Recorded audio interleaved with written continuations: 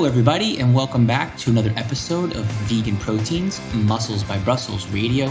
My name is Giacomo. And I'm Danny. And this is our 84th episode.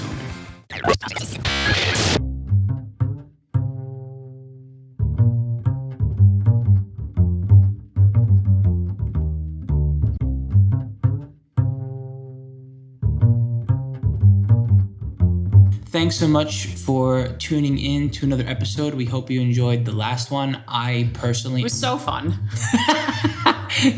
Yeah, thanks so much to everybody who sent me nice messages. It happened to come out like on my birthday, I think, which I was not planning for. Wanted to just pretend it wasn't published. So thank you so much for the people who sent me nice messages. I really did appreciate it. It meant a lot to me to hear that so many other people related to it, I guess, for better or worse. So thanks, guys.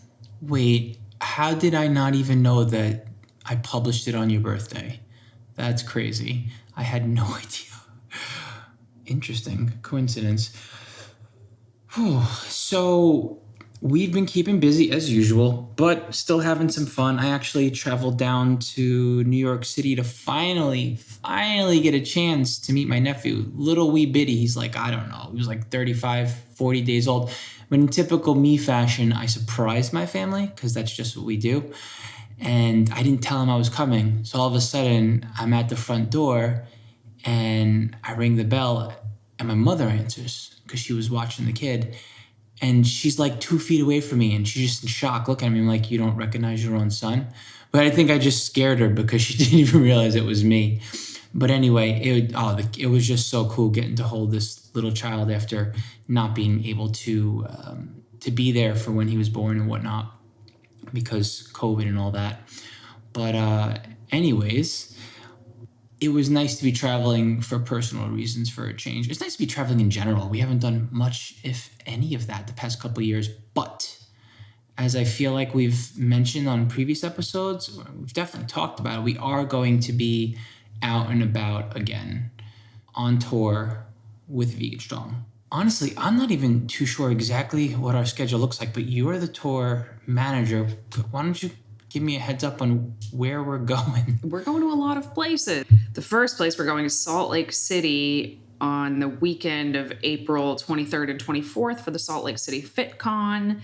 The weekend of the May 21st and 22nd is the LA Fit Expo. Weekend of June 11th and 12th is the FitCon in Texas. And then 2 weeks later, the 25th and 26th of June, that is San Jose Fit Expo. And then there's more, but I'll leave it there for now. What do you know about FitCon? It's a fitness expo. Okay, all right. I don't know why I assumed it wasn't fitness specific. That was a weird assumption of mine. I heard the word con, and my mind immediately went to Comic-Con for some reason. Which con stands for convention, fitness convention. I did not know that. Oh, boy. It shows you how much I think ahead. Sometimes I just do not think ahead at all. That's honestly going to be the theme for this year with how much travel and how much we got going on. Sometimes you just got to roll with it. It's going to be fun, though. I'm really looking forward to getting back out there and hanging and hopefully meeting a lot of you in person. Okay, what are we talking about today? I felt it would be interesting to open up the topic of progress, but not like what progress looks like. Well, yes, actually what progress looks like, not how to make progress, but how to assess progress. In other words, getting the right kind of feedback for your coach or for yourself, in my opinion, is pretty important. It's not only pretty important, it's essential. It doesn't matter how hard you're working. If you can't assess your feedback, you're going to wind up being short-sighted as far as what kinds of decisions you make on what to do. And then the other problem is, well, you start to worry. Am I getting results? Are these the right kind of results? What should I be looking for? So that's what I want to get into today, Danny. Well, I think the easiest place to start is to think about what kind of data to collect on yourself and how to collect it. And the easiest way to explain this, and of course we'll get more granular with it, is to consider taking pictures of yourself to measure progress and to consider taking measurements of yourself to measure progress. I'd flip-flop that. Measurements first. Measurements way first, because yes, pictures can tell a great story, and also people are terrible at looking at pictures of themselves and assessing anything. That is what I have found. So pictures are great if you're going to be sending them off to your coach, but I literally will tell my clients when they take their progress photos, don't look at these. Don't even look at these. Don't even worry about these at all. Let me look at them, because I know that when they look at them, they are not going to see the same thing that I see. That's very true. I think I still do want to get into pictures a little bit because I feel like it's worth learning how to assess progress there. But I agree with you in the fact that it's much harder to analyze, and there's a lot less objectivity that can go into the mix when you're looking at pictures. Like it's really hard to have your feelings not get away with you body image wise. And that, speaking from someone with a lot of experience looking at and assessing one's own pictures. Well, that's what I kind of want to start with, I guess. If we're going to talk about gauging progress, I think we'd be silly to not at least touch upon the fact that people are notoriously bad at gauging their own progress. Just human beings in general, not good at telling how they're doing. We are often our own worst enemies. We pick ourselves apart. We're able to find the flaw in every situation, and that makes it really hard for us to determine when we need to make changes to our programming, to our diet, whatever, in order to keep progress moving. And this is why I personally think it is so important to have a coach, or so important to have some guidance, eyes over your shoulders. And this is why when I compete, I have a coach. It's not because I don't know how to do the thing that I need to do. This is what I do for a living. I know exactly how to do it, but I also know that I could have a bad day and catch myself in the mirror from a certain angle and be like, yep, we got to cut calories, when that could be the absolute worst thing that I could do. So coaches have coaches, their coaches have coaches, their coaches have coaches. Why? Why are so many people dropping coin on having coaches? Because they realize the value in having them, and they realize that they are not infallible and that they are likely to make not so great decisions when it comes to their own progress. So I just want to lead with that first. Okay, fair enough. And I agree. I do think it helps to get you out of your head, even when you know what you should be looking for, when you have someone else that does this for a living and they know what to look for, and they're not you. And yes, they're investing in your progress, so there could be some subjectiveness there, but their goal is to also be honest with you if you're working with someone who's a good coach, and to give you the right kind of feedback so that you know what you're working with when you're seeing changes in your body, or when you're not seeing changes in your body, and the reasons why. But okay, not everyone is going to have the time or necessarily even the money to work with a coach. And so my question is, what kinds of things can someone be on the lookout for if they want to learn how to assess results when looking at their pictures side by side? I think if you're in a position where you have to coach yourself, the data that you collect, like you started talking about, it needs to be as crystal clear as possible. It cannot be subjective, which is why, yes, pictures are a good thing to have, but that is not where I would start. I would start with the scale weight. I would start with circumference measurements of your waist, your navel, your hips, your thighs, your glutes, your arms, your chest, etc. Because while yes, there can be a little bit of a margin of error there, depending on, if you're not practiced in measuring yourself, it's going to be a much clearer picture than, does this photo look better or worse than last week? Is 38.5 higher or lower than 38? That's a much easier question to answer. So I would always start with those, assuming someone's goal has anything to do with their physique at all. Mm-hmm.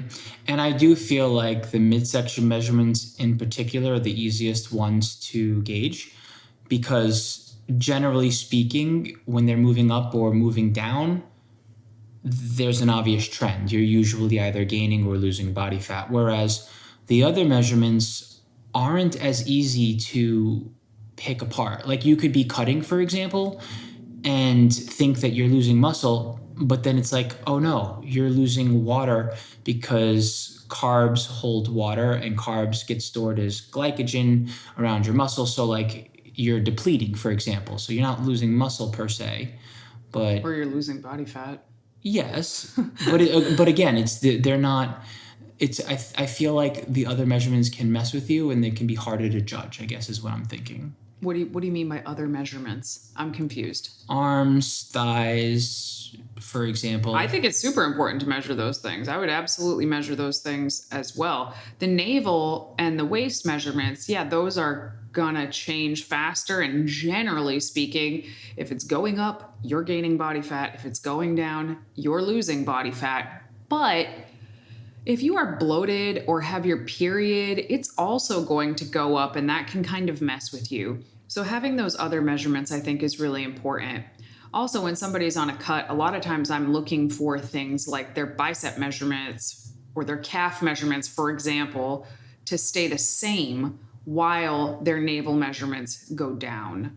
So sometimes we'll see that on a cut, sometimes we'll see that on a build or a body recomposition phase. And that is, to me, that is as cold, hard proof as you're going to get that, look, you are losing body fat while maintaining your muscle, or sometimes losing body fat while building your muscle. If your navel and waist measurements are going down and your biceps and calves are staying the same or increasing, like you are in good shape. Yeah, those are some good points. Another point that I want to add is to expand on your thought of the measurements not going up or down in a linear fashion, like your waist and your navel, like depending on whether you're on your period or you're bloated or whatever. And that makes me think of, okay, well, people get hung up on analyzing the data as they collect it. Like if you measure yourself every week, you're going to start to analyze yourself every week. It's just what we do. It's human nature to look at what you're journaling. You want to look at your measurements over, like, say, a 3 to 4 week trend, one. And two, you want to become aware of how your body fluctuates, even when you're not looking to gain or lose. And I feel like keeping track of stuff, even when you're not actively trying to cut or gain, even when you're at maintenance, it could be helpful because you're going to know, oh, okay, my body weight usually fluctuates plus or minus 3 pounds. My midsection measurement usually fluctuates by a half or an inch, and it's this one. It's my navel, for example, or my waist. Some other things I would recommend being aware of when you start to measure is to try to measure in the same place every time. Also be aware that as your body changes, sometimes it might impact where you measure on your body, but in general, try to measure in the same place every time. If you ever catch yourself trying to measure more tightly on your body, or that could be a thing because you want to see progress, and that can just be honest with yourself. Like, hey, I'm a coach and a professional here, and I've done it with myself, right? And then I just say, okay, well, I'll just measure tight every time. But like, don't even go down that path. Like, if you want to see results, don't force them. Don't try to manipulate them. Just let it happen. If you don't see what you see, you have honest, accurate data. Like, don't try to tighten the measuring tape around your body, for example, and you might be surprised like that you're aware of it and just disillusion yourself in doing it. I would also say you want to make sure you take any measurements under the same conditions every time. So you don't want to be measuring your waist like at different times throughout the day. You would want to measure it after you wake up, after you go to the bathroom, before you eat or drink anything. That's when you should be taking your weight, your circumference measurements, and any photos that you're going to take. You always want to take them under the same conditions. So I think Giacomo was going to talk about pictures. Yeah, I think it takes a lot more time to learn how to analyze your pictures. I think it takes a lot of practice, actually. And it's one of those things that it's a learned skill. You don't just get it right away, and it can be challenging, but I feel like it's worth analyzing your pictures. The easiest thing to do is to start with getting the right kinds of shots. I recommend setting up a camera equidistant and from where you are, every single time, like Danny said, control the variables and make it the same every time. So you stay in the same spot, you set up the camera in the same spot, and take a video. Take a video so that way you don't have to worry about taking the perfect shots every time, and just you can take screenshots from your video and get, what I recommend is 4 shots: front, side, rear, and then the other side.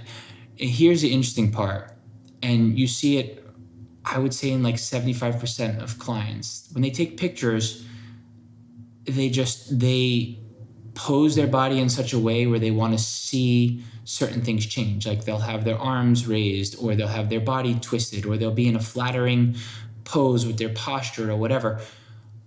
Progress photos, you want to be as relaxed as possible. You want your body completely relaxed. I feel like it's the best way to analyze things side by side.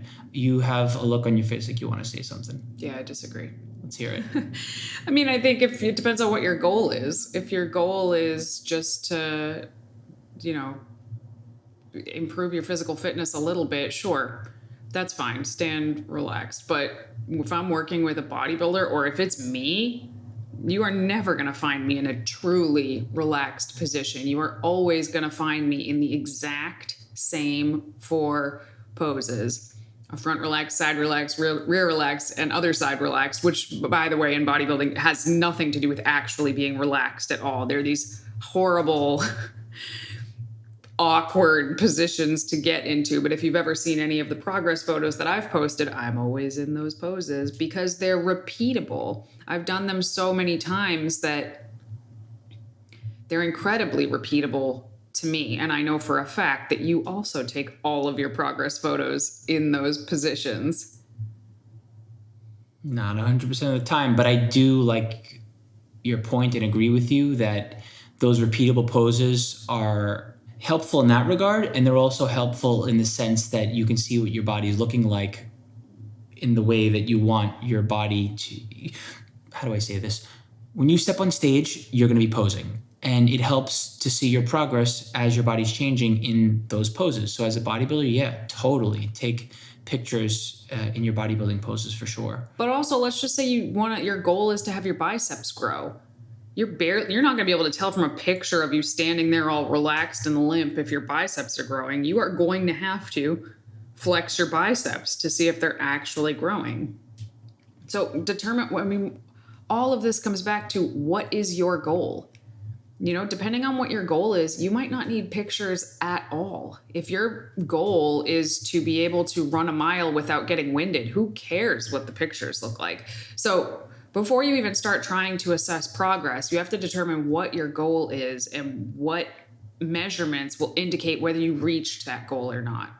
So if your goal is to have your biceps grow, yeah, taking measurements and photos of your flexed biceps is going to tell you if it's growing or not. But those would be completely ridiculous measurements for somebody who wants to improve their 5K time. Fair enough. And we could pick this apart for days when it comes to progress photos and measurements, because there's just so many different scenarios as far as the athlete, the client, the individual, and what you're looking for and what you want to keep track of. But I think it's an important point to bring up because, we get messages in our DM boxes all the time that are like, hey, what should I eat post-workout? Or what kind of workouts should I do for blah, blah, blah? And my response is always going to be, well, what is your goal? Like, that's always the question. So, regardless of what you're talking about, whether it's training, nutrition, progress, etc., the first question should always be, what is the goal? So sorry if that seems like semantics, but I think it's a really important distinction to make. I do want to get into paying attention to the stress that your system is under and how that can be a marker of progress, and also what to do. I feel like that's really important. And I think there are 2 obvious ones. There is the stress and fatigue from training, and there's the stress and the fatigue from diet. Why don't we start with training fatigue? Training fatigue. When do you know when you are running hot? Oh gosh, this is a hard one because I feel like we deal with a lot of overachievers and a lot of pushers, And I think when it comes to fitness anyway, you're usually just trying to do as much as you possibly can. And so it's hard to like be like, I am overly fatigued, or I am running with a lot of fatigue in my system. I think the safest thing to do would be just deload, but now I'm getting off topic. How do you assess your training fatigue? Well, I feel like in the beginning, right, it's obvious. Your body's super sore, you need to rest, no brainer. But then eventually, DOMS, delayed onset muscle soreness, is not really a thing. And you have to pay closer attention to how your body's responding to training. We could think about how your body feels in the gym, for example.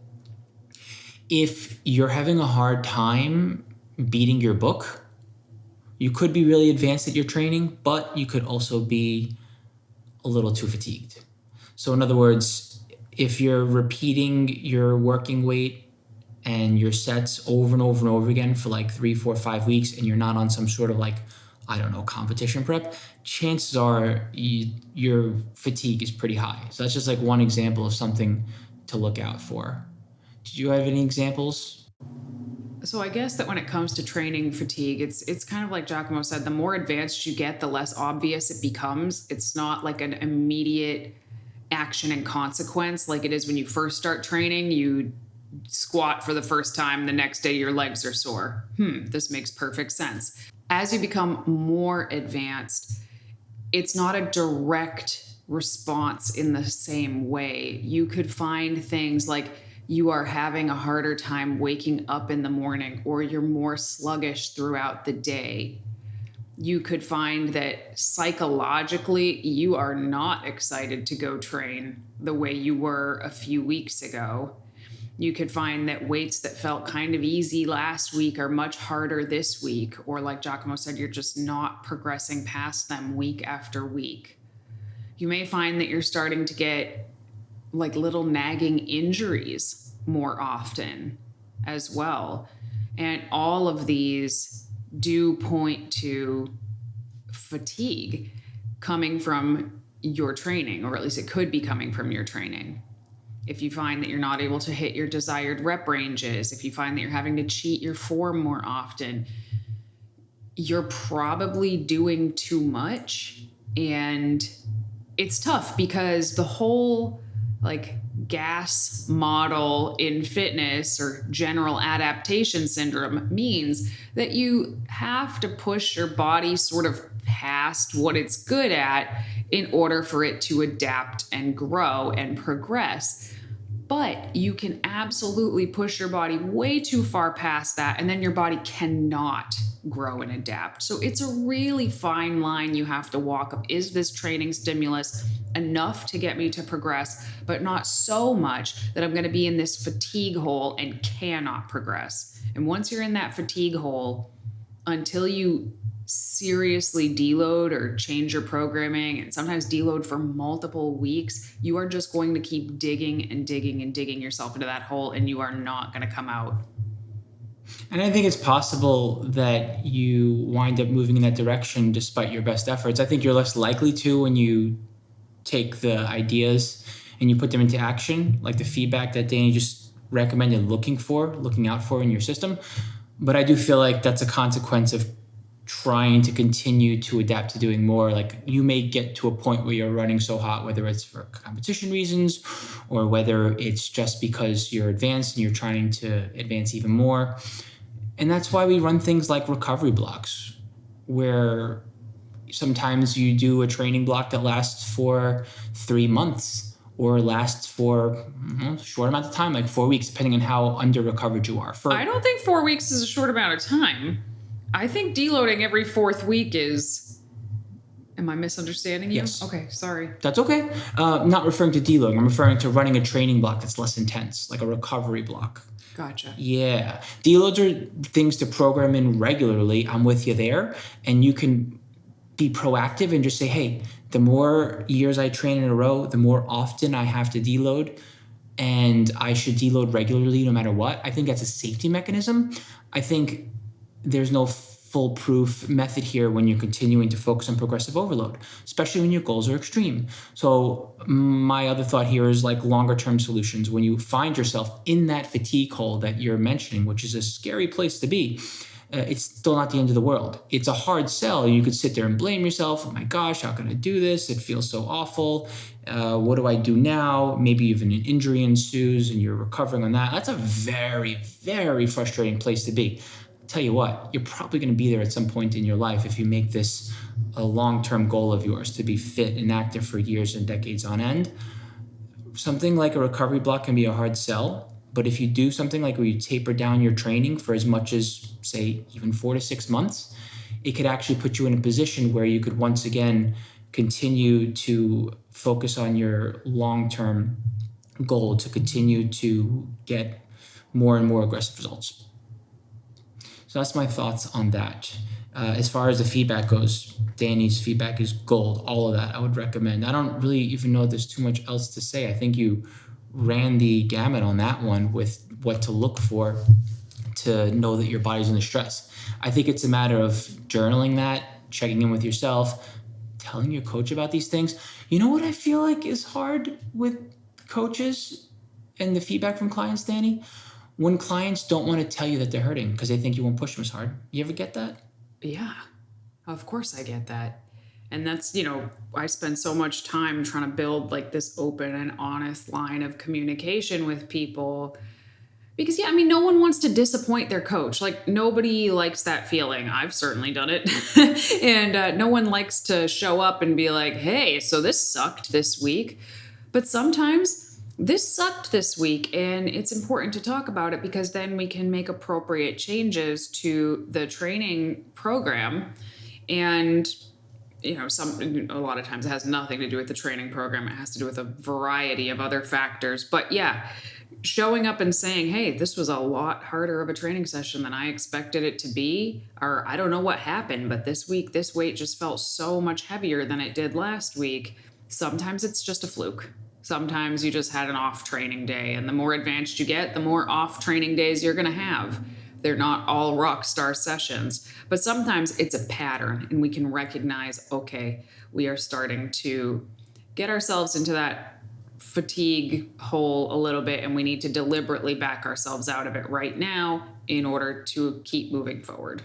Yeah, for sure. And to build that trust, I tell clients like this is good feedback because it helps us program responsibly for you. It's not a sign of weakness or it's not you whining. It's not anything like that. You could probably hear our cat in the background. I think he wants in. He may have to very well take over this episode, Danny. Let him in. He's been trying to this whole time. Xander has something to say, everybody.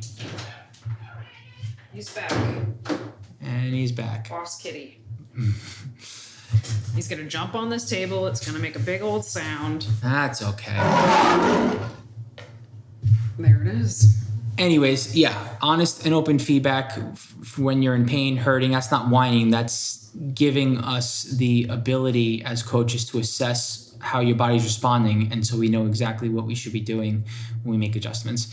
Anyways, speaking still on the topic about stress, what about your diet and how to know how that is affecting you outside of your tracking and outside of your meal planning, right? It's one thing to think about your macros and what kinds of foods you're eating and are you eating whole foods and healthy, et cetera, et cetera, et cetera.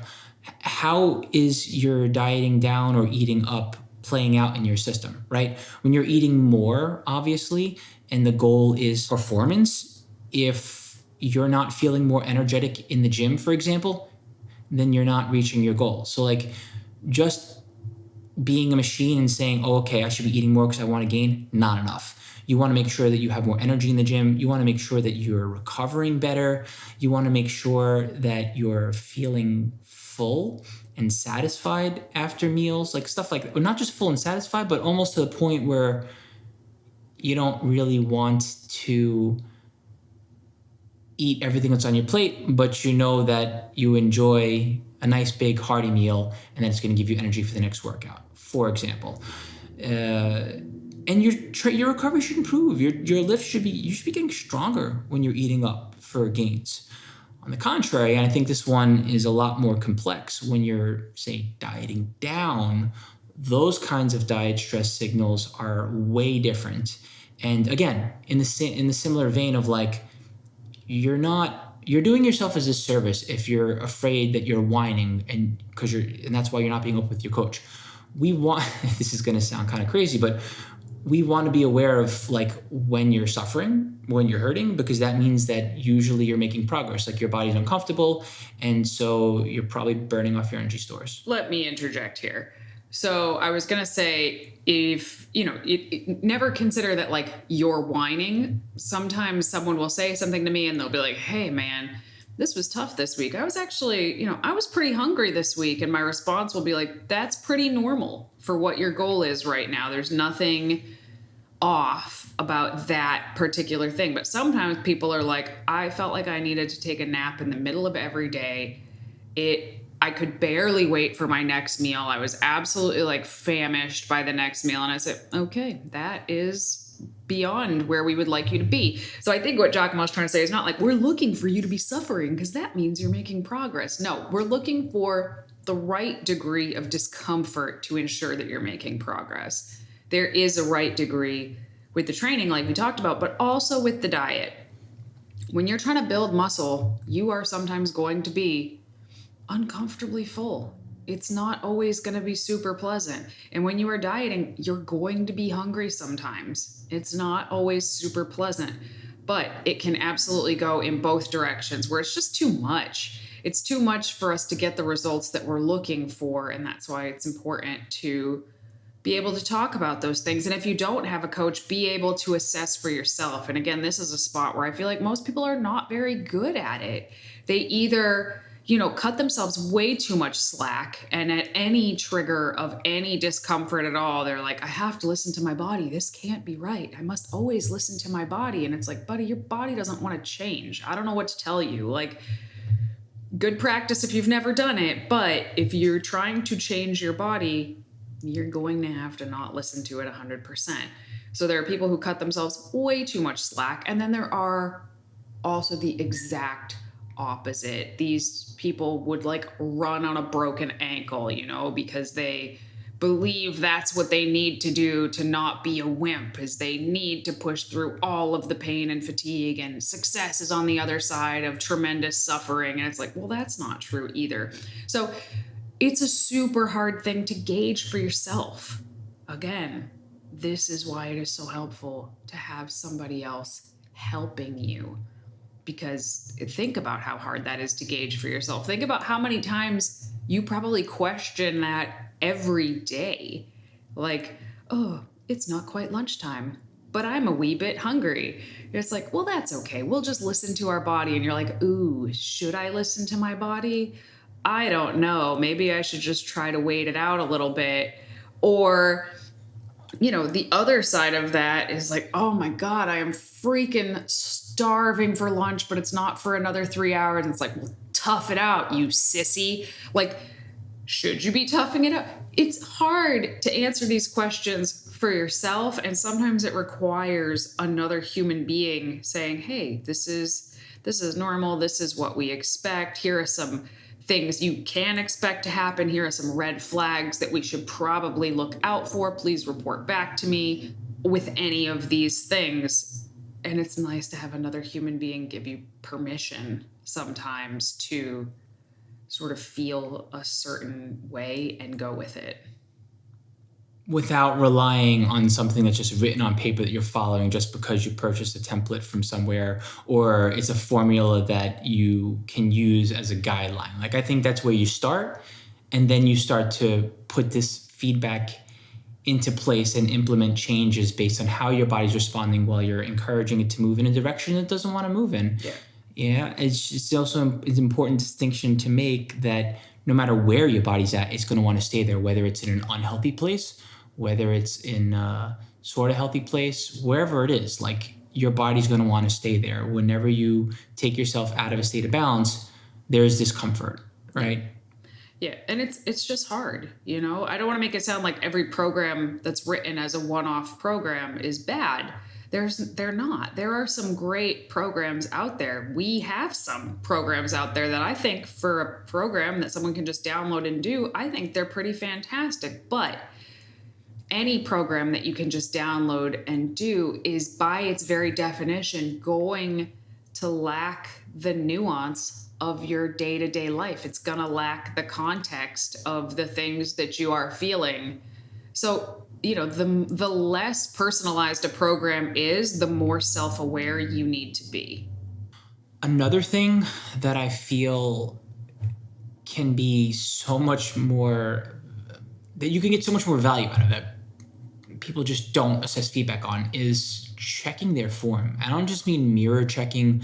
I don't just mean asking a gym partner. I mean finding a way to really analyze and assess your form. I mean, there are simpler things you can do, like pay attention to how you're moving, like, oh, focus on the positive, focus on the negative, focus on the full contraction. I feel like that's how it starts as you're learning how to move safely and like understand what it feels like to go through a movement pattern.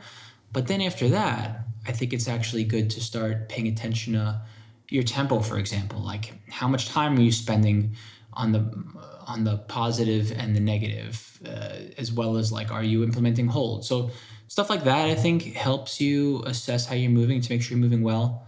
But you can get a lot deeper into this. I mean, what are some of your thoughts on form assessment? As far as progress goes, because I guess that's my question, is like, what about this has to do with progress and assessing it? I guess if you're assessing the progress of your lifts, your form is super, super important. One thing I say to a lot of my clients is there are quite a few exercises that you can always be improving. Your squat, your deadlift, rows, bench press, overhead press. These are exercises that, yeah, you may know how to do them, but you can always get better. You can always tighten up the form on things. You can learn to assess your RPE, your rate of perceived exertion, or your RIR, which is reps in reserve. You can get better at that, and that can make you a better lifter overall. I do think taking form videos is really, really important, and it's one thing my clients do not send me enough of. It's like, I need to see you move. You need to see you move. You think you're seeing yourself move That's while true. you're in motion in the mirror, but you're also paying attention to how you move to make sure that you're doing the lift. When I spin it that way, it gives the lifter a better understanding about their ability to critically think about their lift and learn about how they're moving and know how to change it. You can't be aware of yourself while you're moving, not completely aware, right? So having that video analysis and looking at yourself after the fact, super helpful. Oh yeah, so many times I've been doing a lift and it feels like I'm doing it a certain way, and then I watch the video and I'm like, ugh, we could fix that. Or sometimes it's the opposite. Some set feels like death, and then I watch it and I'm like, that actually looked pretty easy. All right, maybe that wasn't as hard as I thought that it was. So yeah, it's one of the downsides to online coaching is that we're not there with people in the gym. So those form videos, they really, really matter, because you can be doing an exercise incorrectly or not in an optimal way, and it almost can make it like not even worth your time. If you're doing the exercise wrong, you can actually be regressing, not progressing. Mm-hmm. And I think that there is some feedback that even with having someone in person, you can't get unless you video yourself. Yeah, it's nice when someone can stop you mid-lift and physically adjust you and cue you. And also right after the lift, say, hey, this is what I saw, try it this way, and then they watch you again. I think there's body awareness that can happen there that you cannot get with video analysis. But that being said, you're relying on someone else's cues and someone else feeling their way through the lift with you. For you to be able to actually see what's happening, having that cold, hard proof right in front of you, this is how I'm moving, you'd be surprised on how it helps you accept what you are doing and be able to make a change and improve upon that lift. So I don't think that there's any substitute, honestly, to video analysis when it comes to assessing form. Another type of progress that I feel like is not on this list is your mental progress. And by this, I mean trying to find some way to measure if your relationship to your body is improving, if your relationship to food is improving. These are other areas that people can make progress in. For example, I have a client who is a like top level bikini competitor, pro level, fantastic. And one of the things that she worked on in this off season, this building season, was being less obsessed, like less anal about tracking every single macro in the off season, where that wasn't really necessary for her to make the kind of progress that she wanted to make. So, a lot of times we would think of progress as being more diligent and more specific. And for a lot of people, that is true. But sometimes you need to look at where you need to make progress, and it might not be where you expected. It might be that you need to loosen up a little bit around certain areas in order to be a better athlete. Yeah, very true. And I think the more that you pay attention by getting feedback on yourself, the more you stand to be aware of what you're doing, which means you're more likely to make some changes. So even when it might feel like, oh, I'm maybe paying attention more than I need to, or seeing the negative here is doing more harm than good, but honestly, there's just no substitute for you getting the right kind of feedback on how you're doing diet-wise, training-wise, mentally, whether or not you have someone else to talk through it with, like a coach, for example, which, by the way, I can't stress enough, I agree with Danny wholeheartedly. If you're putting the work in, you may be doing yourself a disservice if you don't find someone to do the work with you so they can make sure that you're... There's been so many times where I've seen someone put in so much time and effort into something and they don't get the results that they want because they just didn't think through it. They just kept pushing and repeating and pushing and repeating. And I feel like that's what this episode's all about, is making sure that you don't just push and repeat. You know what you're doing so you have a more desirable outcome, more results.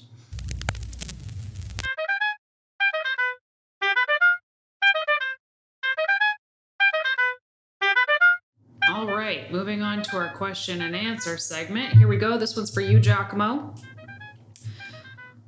I would love some insight here.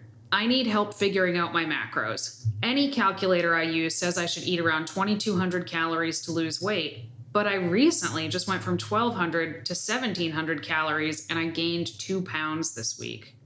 I'm 42 years old, female, 197 pounds, and 5'11". I don't have a day job, but I am training in the gym 4 days a week, weight training, and do 20 minutes of cardio 4 days a week.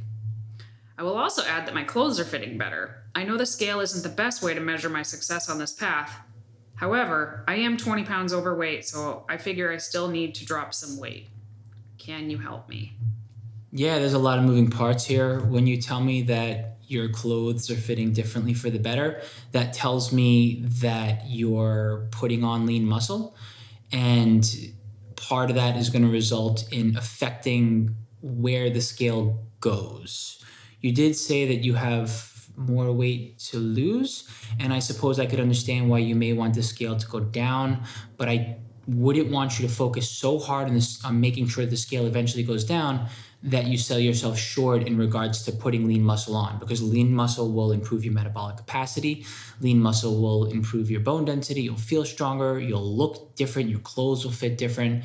And you can arguably lose body fat while you are gaining muscle. As far as the changes in your calories are concerned, calculators, you take them with a grain of salt. There are so many variables that calculators just simply cannot take into account. You keep a food journal on yourself and you make changes calorically, and then you can see what's happening with the rate of change and how your body's responding to the said change that you're making. Calculators can definitely give you some guidelines. Age, lifestyle, what you've done in the past, your genetics as far as how your metabolism responds, how much muscle you have on your frame. Have you dieted in the past couple of years? What are your stress levels like? What is your activity outside of your cardio and your training? Are you walking a lot? Are you sitting at a desk most of the time? There are your hormones. Like, there are so many variables that can play a role here that it is not possible to rely on a formula and a calculator and use that as your gauge and your measure exclusively. It's more of a guideline. So I think you're doing the right thing by keeping track of what you're doing and noticing how things are changing. And my thoughts again here are not to force the body fat loss to the degree where you'll lose your opportunity to put lean muscle on, because that, as you can see, is changing your shape. As far as like calories to stick to, if you find that you don't like the way things are going, like if your clothes are fitting differently but not in the right way, and you maybe want to slow that process down a little bit so you have a chance to put more muscle on instead of moving in the wrong direction, then just taper back the calories ever so slightly. But 1,200 is a very low number. I think that's the most important point here. 1,200 is super low. Your metabolism can be, it's not like your metabolism is going to be damaged. I don't like to use the word damage. It can be suppressed. It can be suppressed for a temporary period of time if you're under eating. Your body will adapt to how much you're eating, and it'll take a couple of months for you to be able to adapt to eating more. That's not to say that you can eat 22, 25, 3,000 calories. Like, point is that your metabolism can down-regulate by as much as 15% just because you've been under eating. So your metabolism upregulates, you get a little bit of a boost, and then you can tease things and even eat a little bit more to make sure you focus on muscle gain while still losing body fat at a reasonable rate. This question's for you, Danny. What's the best way to deload? I'm following a workout plan that currently has 4 weeks of the same exercises. 2 of those weeks are deloading. On the deload weeks, should I choose lighter weights and do the same reps and sets, or should I choose the same weight and do less reps and sets? For either option though, what is a good rule of thumb for the amount you decrease, either in weights or sets and reps? So this was a question that actually came through us in our Muscles by Brussels Facebook group. And my answer was that, this person was following a program that somebody else wrote. I assume that they paid money for.